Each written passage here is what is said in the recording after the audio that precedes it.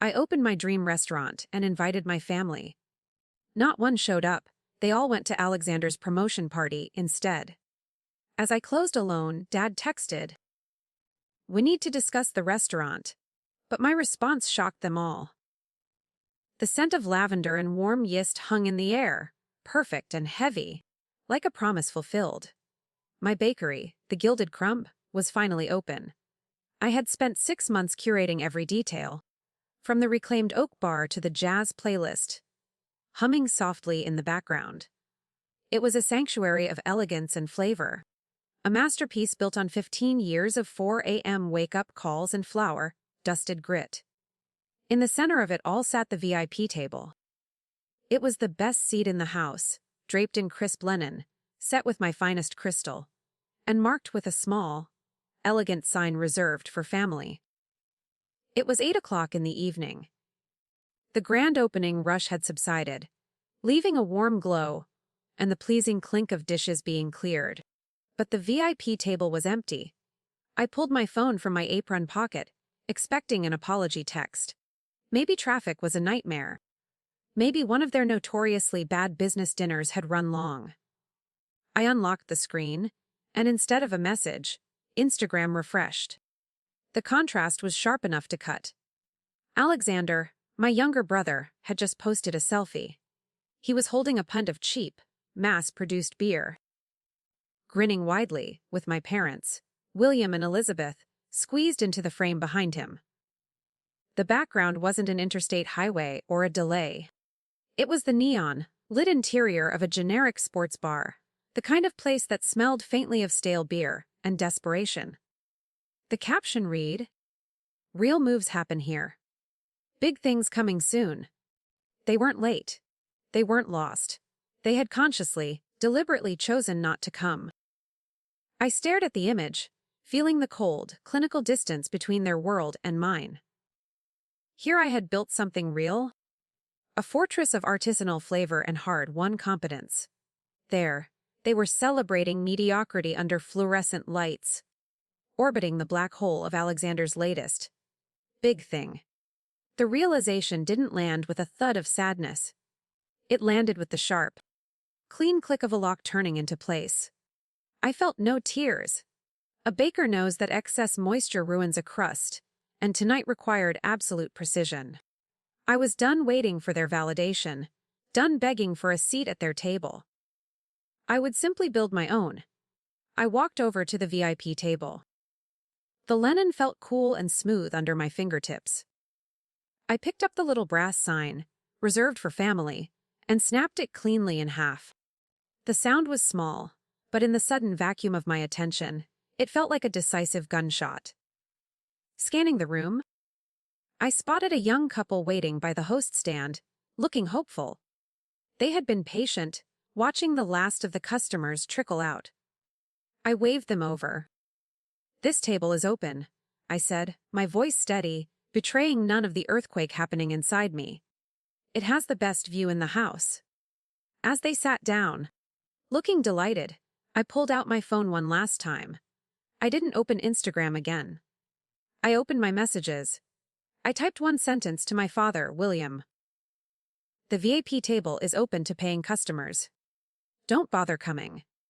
Then I put the phone on silent and returned to the kitchen. For the rest of the evening, I didn't think about them.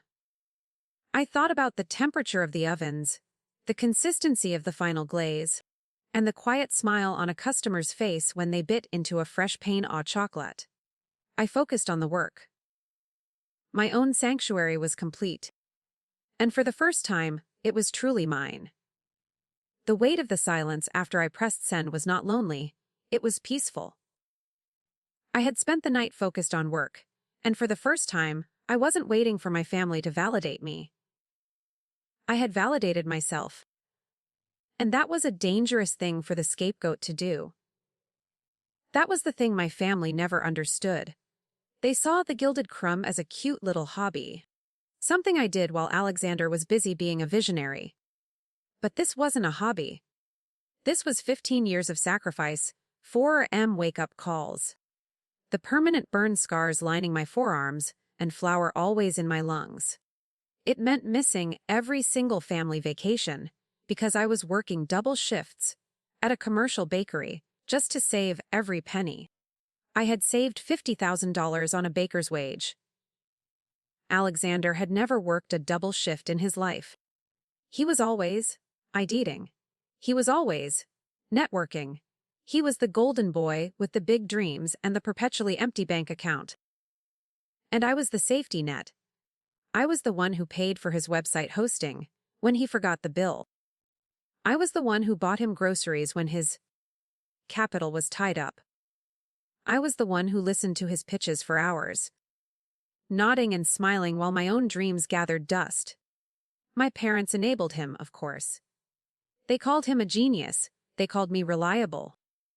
Sarah is so steady. My mother would say, as if steadiness was a consolation prize for being boring. They didn't see the fire it took to be steady. They didn't see the grit it took to save that $50,000.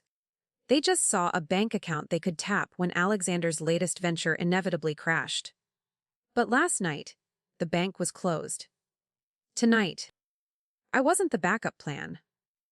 I was the main event, and they had missed it. The next morning, the bell above the door chimed, just before the late morning lull. I didn't need to look up to know who it was. The heavy, authoritative footsteps gave him away instantly. My father, William, strode in like he owned the place. He was wearing his business casual polo shirt, the uniform he wore when he wanted to look important without actually doing any work. He didn't look at the pastries. He didn't look at the decor. He looked straight at me, his eyes scanning for weakness. "Rough night?"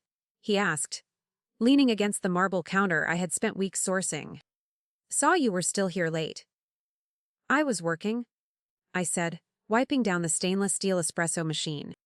"Something you should try sometime." He offered a dismissive huff of air, not quite a laugh. Always with the attitude Sarah. "Look, about last night. We didn't mean to miss the opening, but Alexander had a huge opportunity. Some angel investors were at that bar. We had to support him. It was networking. Networking at a sports bar during the playoffs," I said flatly. "Sounds productive." "It was strategic," he snapped. The first crack in his performance. Alexander is building something big, an app that's going to revolutionize the gig economy. But to get to the next level, he needs capital. Serious capital. He paused, waiting for me to ask how much. I didn't. I just kept cleaning the machine, my attention focused on the task, denying him the conversational opening he craved. "Sarah, listen," he continued, his voice dropping to a conspiratorial whisper, the tone he always used when he wanted me to believe we were in this together. "We've been talking. Your bakery is doing well, clearly, but it's small potatoes compared to what Alexander is building. We think it's time you diversified." My wiping slowed. "Diversified? We need you to invest $50,000 in his company. Ground floor equity stake." He spoke quickly. "It's a loan, essentially. But think of it as an investment in the family. We supported you when you were just playing with flour in the kitchen. Now it's your turn to support your brother." I stopped wiping the espresso machine. $50,000. It was every dollar I had saved across 15 punishing years. I looked at him, really looked at him, and for the first time, I saw the fear behind his eyes. A desperate scramble to keep the family myth intact. He wasn't asking for help, he was demanding tribute. The family bank was expected to open its vault. It hit me then, the psychology of it all. It wasn't just greed. It was the crab bucket reality. If one crab tries to climb out, the others pull it back down. My success wasn't a point of pride for William. It was a direct threat. My independence, my sheer competence, it all highlighted Alexander's failures. To maintain the family myth, they had to drag me back down. They needed my money not just to save Alexander, but to sabotage me. "No," I said. William frowned, the concerned father mask slipping slightly. "Excuse me." "No," I repeated, my voice calm. Devoid of heat, yet absolute. I'm not investing and I'm not lending. The bank is closed, Dad. His face darkened instantly. The mask was gone, revealing the bully underneath. You owe us. Sarah, we raised you. We fed you. We tolerated this little hobby of yours. Don't be selfish. Selfish? I laughed, a harsh sound that surprised both of us.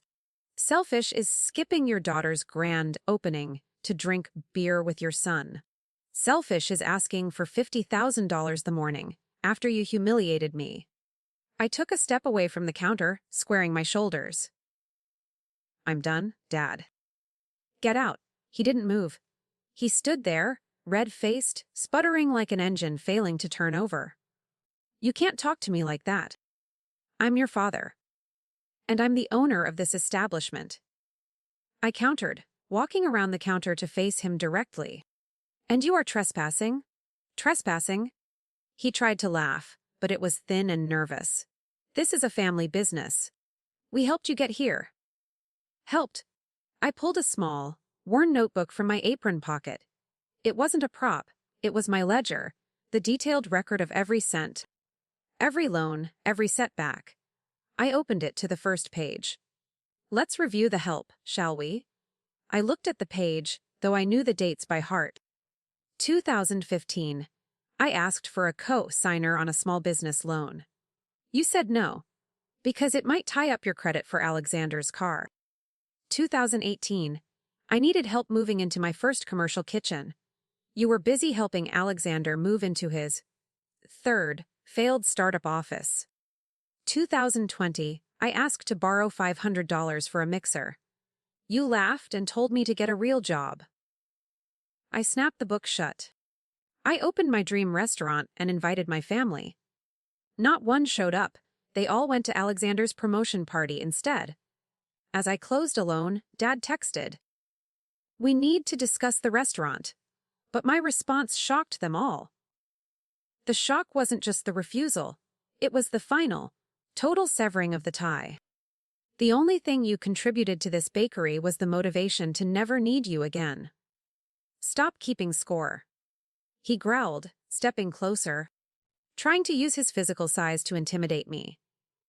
It had worked when I was 12. It didn't work now. I'm not keeping score, I said, my voice dropping to a register that was dangerously calm. I'm checking the receipts, and you're overdrawn. I took a deep breath, centering myself against the rush of adrenaline. This was it. The moment I had rehearsed in my head 1,000 times, but never thought I'd have the courage to execute. Listen to me carefully, William, I said, using his first name for the first time in years. Access to my life is not a birthright. It's a privilege. And access to my table requires payment, not money. But respect, support, decency. You stopped paying that rent decades ago. You don't get to live in my house for free anymore. You are evicted. He stared at me, his mouth opening and closing soundlessly. The towering figure of my childhood was suddenly just an angry, entitled old man in a polo shirt. You'll regret this, he hissed. When you fail, and you will fail without us. Don't come crawling back. I won't, I said. No leave before I call the police and have you removed like any other unruly customer. I walked to the door and held it open. The morning sun outside was bright and harsh. He hesitated, looking for one last hook to sink in, but he found nothing in my face. It was a wall. He stormed out, muttering curses under his breath. The door slammed shut behind him and I locked it. I flipped the sign to closed. Then I leaned my forehead against the cool glass and breathed. My hands weren't shaking. My heart wasn't racing. I felt lighter. The air in the Gilded Crumb felt cleaner, as if a heavy, suffocating smog had finally cleared. I had done it. I had fired my father. But as I turned back to my kitchen, I knew the conflict wasn't over. Men like William don't just walk away. They retaliate, and Alexander, desperate and cornered, would be right behind him. I needed to be ready for the siege. 2 days later, the bakery was humming. The rhythmic grind of the espresso machine and the easy chatter of the morning rush were soothing. Students lingered over croissants, and local suits grabbed coffee on their way to work. The rhythm was a comforting blanket of competence until the door opened at 12:15 p.m., and the entire atmosphere curdled. It wasn't a customer. It was a man in a beige windbreaker holding a clipboard. He flashed a badge. Health Department. The cafe went silent. A woman mid-bite of a lemon tart froze, her eyes wide. The espresso machine, still running, hissed loudly in the sudden quiet. "We received a complaint," the inspector said, his voice carrying clearly to the back tables. I wiped my hands on my apron, keeping my face professionally neutral. "Regarding what?" "Rodent infestation," he stated, consulting his clipboard. "Specifically, rats in the food preparation area." My breath hitched. Humiliation burned hot in my chest, a physical fire, but I swallowed it down, channeling my energy into control. I saw customers exchange uneasy glances. One couple stood up immediately, leaving their half-eaten pastries on the table. "That is absolutely false," I said, my voice tight but steady. "My kitchen is spotless. You're welcome to inspect it right now." He did. For 45 minutes, he methodically tore my kitchen apart. He checked the traps. They were empty. He checked the droppings logs, which were pristine and dated correctly. He checked the flour bins, the refrigerator seals, the space behind the convection ovens. My 2 staff members stood by, terrified and silent, watching their livelihood be scrutinized. I stood with my arms crossed, watching him fail to find a single violation. Finally, he clicked his pen shut, tucking it back into his pocket. "Well, Miss Sarah, it looks like a false alarm. Your facility is one of the cleanest I've seen all month." "Who called it in?" I asked, walking him toward the door. The damage was already done. I needed to know the source.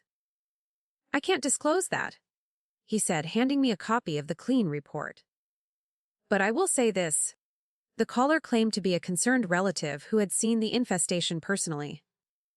"A relative," I repeated, forcing a professional smile for the remaining, nervous customers. "Everything is perfect, folks. Just a routine checkup." But as soon as the door closed behind the inspector, the smile dropped. They weren't just greedy. They weren't just jealous. They were at war. This wasn't about money anymore. This was scorched earth. They were willing to burn my livelihood to the ground, to destroy the hard-won reputation I had built over a decade, just to force me into submission. They wanted me desperate. They wanted me broken, so I would crawl back and sign whatever fraudulent checks they put in front of me. I went into the small back office and pulled up the security footage from the camera pointing at the front door. I rewound the timeline to yesterday afternoon. Sure enough, there was Alexander's car idling across the street for 20 minutes, casing the joint. He was watching the lunch rush, counting the customers he was trying to drive away. My hands shook, not with fear, but with a cold, focused rage. They had crossed an unforgivable line. You don't mess with a chef's kitchen.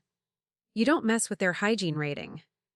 That is a declaration of nuclear war. I picked up my phone. I didn't call William. I didn't call Alexander. I called the non-emergency police line. Filing a false report with a government agency isn't just a petty prank. It's a crime, and I was done playing family. It was time to start playing prosecutor. The cold, focused rage from filing the police report was still simmering, a low boil in my gut, when a tentative, almost timid knock came at the back door late that night. It was nothing like my father's arrogant pounding. I checked the security feed. It was Lena, Alexander's fiancée. She looked like a ghost, pale and shivering in the alleyway light. I unlocked the door but didn't open it fully. "What do you want?" "Lena, I need to show you something," she whispered, her voice trembling. "Please, I can't go to the police yet. I'm scared." I stepped aside and she stumbled in, clutching her phone like a lifeline. She didn't look like the polished partner of a supposed tech visionary. She looked like a woman who had just realized she was living with a stranger. She sat at the prep table, her hands shaking so hard she could barely unlock her screen. "Alexander isn't building an app," she said, the words spilling out in a rush. "There is no company. There never was." "I figured," I said dryly, wiping down a stainless steel counter. "But that doesn't explain the health inspector." "It's worse than that." She pulled up a voice memo. "He owes money. A lot of money to bad people. The investors at the sports bar. They were bookies. He's in for $80,000. $80,000. My stomach turned. A cold dread replacing the heat of anger. That explained William's desperation. That explained the $50,000 demand. It wasn't investment capital. It was ransom money. "Listen to this," she said, pressing play. The recording was grainy, but the voices were unmistakable. William and Alexander arguing in hushed, panicked tones. "She's not budging, Dad." The health inspection didn't scare her enough. That was Alexander, sounding frantic. "She'll break?" William's voice was calm, chillingly calculating. "We just need her to sign the initial partnership agreement. Once we have her signature, we use the power of attorney clause on page 12. It gives us liquidity rights." "And then what?" "And then we liquidate," William said. "We sell the ovens. We sell the mixers. We sublease the space. We strip it for parts. That bakery is worth at least $100,000 in assets. That covers your debt and leaves a nice profit for my trouble." 6. But that destroys her business. She'll have nothing. "She's resilient," William scoffed. "She's always been good at starting over. Besides, she's just a baker. She can always get a job at a grocery store." The recording ended. The silence in the kitchen was heavy, suffocating. I stared at the convection ovens. The proofing racks. They weren't just planning to steal my money. They were planning to butcher my life's work. They were going to carve it up and sell it for scrap to pay for Alexander's mistakes. Then the realization hit me, the golden child paradox. Alexander wasn't the successful one. He wasn't the genius. He was a parasite. He created nothing. He only consumed. I was the host. I was the one with real value, real assets, real skill. The entire family dynamic was a lie designed to hide the fact that their golden child was an empty shell funded entirely by the labor of the scapegoat. "Why are you showing me this?" I asked, looking up at Lena. "Because I'm pregnant," she whispered, touching her stomach. "And I won't raise a child in a family that eats its own." She forwarded the file to my phone. "Do whatever you have to do, Sarah. Burn them down." I looked at the file on my screen. It was small, just a few megabytes, but it was a nuclear weapon. "Go stay with your sister tonight," I told her. "Do not go back to Alexander." After she left, I played the recording one more time. "She's just a baker." I smiled. It was a cold, terrifying expression that I didn't recognize in the reflection of the oven door. "You're right, Dad," I whispered to the empty room. "I am a baker, and tomorrow I'm going to serve you exactly what you ordered." My cold promise to William hung in the air. Tomorrow, I would serve them exactly what they ordered. I spent the rest of the night ensuring the necessary documentation was prepared, feeling a focused calm I hadn't known since I was 12. The next morning, William and Alexander arrived at 10 a.m. sharp.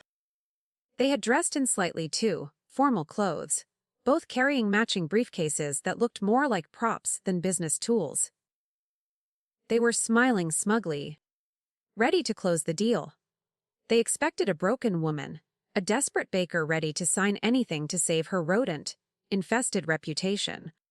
I unlocked the door and let them into the quiet bakery. "You're early," I said, my voice flat.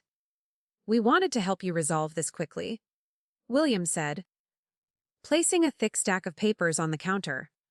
"The fraudulent partnership agreement." The health inspection was unfortunate, but with this partnership, we can rebrand. Fresh start. Alexander, meanwhile, was already looking around.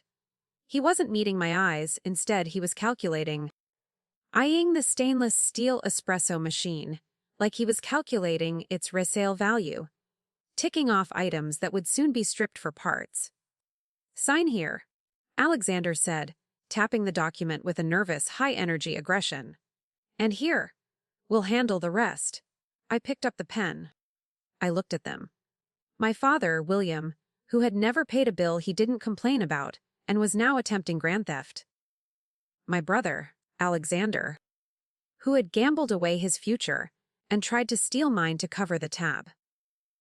The two architects of the plot stood before me, awaiting their tribute. You're right, I said, holding the pen over the paper. We need to handle this. I didn't sign the paper. Instead, I pressed a single, discreet button on my phone, which was connected to the bakery's sound system, the same system that played my curated jazz playlist. Alexander's voice filled the room, frantic and high-pitched. She's not budging, Dad. The health inspection didn't scare her enough. The color drained from Alexander's face, so fast he looked like he might faint. He recognized his own voice immediately.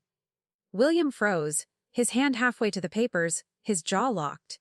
The audio recording continued, booming from the high-quality speakers throughout the silent cafe. She'll break. William's calm, chilling voice promised. We just need her to sign the initial partnership agreement. Once we have her signature, we use the power of attorney clause on page 12. It gives us liquidity rights. Alexander stumbled backward, knocking his briefcase slightly against the counter.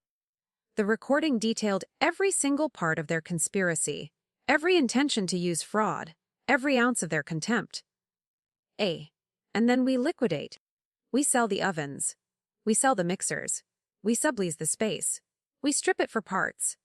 William's eyes were wide, darting desperately between my face and the speakers. He opened his mouth, but no sound came out. She's resilient. She's always been good at starting over. Besides, she's just a baker. She can always get a job at a grocery store. When the recording finished, the silence that followed was absolute, deafening. The sweet, warm smell of yeast in the air seemed to mock the cold reality they had just exposed. They were completely disarmed. They had walked into a trap, and I had sprung it. William finally broke the silence, his voice a ragged whisper. You recorded us. Lena recorded you. I corrected, my gaze locked on his. And she gave it to me. My voice was even, utterly devoid of emotion, giving him nothing to cling to. I reached under the counter and pulled out a manila envelope, much thicker than the fraudulent agreement on the marble. I slid it across the counter. This isn't a partnership agreement, I explained. Inside, you'll find two things. I watched as William's eyes darted from my face to the envelope. Alexander stood rigid, starting to hyperventilate. His earlier smugness evaporated. First, I continued, restraining order for both of you, barring you from coming within 500 feet of this bakery or my home. William opened his mouth to protest, but I didn't let him start. Second, you'll find a copy of the police report I filed this morning regarding the false health department tip. Filing a false report is a misdemeanor, but conspiring to defraud a business owner using power of attorney, as clearly detailed in the audio, that's fraud. That's a felony. The severity of the word landed like a physical blow. Alexander paled further. Sarah, please. It was just talk. We were just. Save it for the judge. I cut him off, my voice sharp and final. The police have the audio file.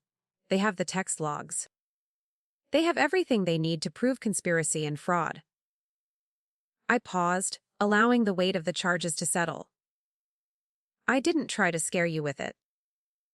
I gave the evidence directly to the authorities. I walked around the counter, picked up the thick manila envelope, and held it out to William. He took it mechanically, his hands trembling. "Get out," I said, walking to the door and opening it wide. The morning light poured in, harsh and revealing. "And don't ever come back." They left. They didn't argue, they didn't threaten, and they didn't ask for the envelope back. They ran. Alexander grabbed his briefcase and stumbled out first, driven by pure panic. William followed, still muttering curses, but they were weak, swallowed by the morning air. They ran like the cowards they were, fleeing the light that had exposed their dark little plot. The door slammed shut, and I locked it, flipping the sign to closed. Then I leaned my forehead against the cool glass and breathed deep. My heart wasn't racing anymore. It wasn't lonely, either. It was peaceful. I had faced the towering figure of my childhood and the pathetic failures of my brother, and I had won. I had not just refused their money, I had leveraged their own greed and contempt to dismantle their control completely. I had done it. I had fired my father, evicted my brother, and secured my freedom through my own resilience and competence. As I turned back to my immaculate kitchen, the silence wasn't a void. It was an empty space, ready to be filled with the sound of my own thriving life. The siege was over. 1 month later, the bakery was fuller than it had ever been. The morning light streamed through the large windows, catching the dust motes dancing in the air above the bustling tables. The reserved sign was gone forever. Every table was open. Every seat was filled. The silence that had followed the confrontation was eventually replaced by the normal, cheerful chaos of a successful business. I was behind the counter, boxing up a dozen croissants for a large order. The legal process was underway, but the stress no longer felt heavy. It was just paperwork. They were outside my 500-foot perimeter, and that was all that mattered. As I finished sealing the pastry box, I saw it. A customer had just left, and they had left a $20 bill on the counter. Underneath it was a small, white napkin with a note. It wasn't just any customer. It was the city's most notorious food critic, a man known for destroying restaurants with a single, brutal sentence. I picked up the napkin, my heart giving one sharp, surprised thump. Scrawled in blue ink were 5 words. "Integrity tastes better than anything." Next to the napkin, tucked beneath the $20 bill, was a check. I picked it up. It was made out to Sarah for $2,500. A tip. I looked up, but he was gone. He had slipped out silently, leaving behind his judgment and his unexpected gift. It was the external validation I had craved for years. Not just for my baking, but for my character, given at the exact moment I had stopped needing it. I looked around at my staff. My lead baker was laughing with a regular customer. My barista was perfecting a tiny light art heart. This was it. This was the family I had built. Not from blood, but from flour, sugar, and mutual respect. I hadn't lost a family. I had gained my freedom, and my sanctuary was complete. My hands were steady, my bank account was safe, and the future was entirely my own. I had built my own table, and every seat was taken.